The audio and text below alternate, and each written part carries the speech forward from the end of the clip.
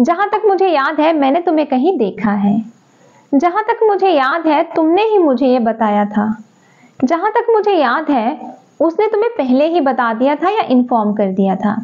Guys, जब भी आप अपनी कॉन्वर्सेशन में यूज करते हो जहां तक मुझे याद है, तो वहां पे हम यूज करेंगे as far as I remember.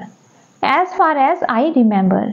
तो जब भी आप अपने एक्सपीरियंसेस या फिर इंसिडेंट शेयर करते हो स्पीकिंग में, टॉपिक मेकिंग में, अगर आप कहीं से भी सीख रहे हो तो आप जब भी आप टॉपिक बनाते हो तो वहां पे आप बोल सकते हो in order to comments your answer, या फिर मेन पॉइंट पे पहुंचने के लिए आप इसका यूज कर सकते हो कि जहां तक मुझे याद है मैंने ये फोन लास्ट ईयर खरीदा था। मान लो आप फोन के बारे में बात कर रहे हो, या फिर जहां तक मुझे याद है ये मुझे इतने का पड़ा था।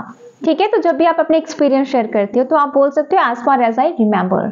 जैसे as far as I remember I bought this phone for ₹50,000।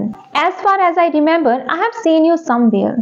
As far as I remember you told me this. As far as I remember this phone was launched last year. तो आप अपने हिसाब से बना सकते हो सेंटेंसेस जहां पे भी आपको बोलना है कि जहां तक मुझे याद है, आप बोलोगे as far as I remember.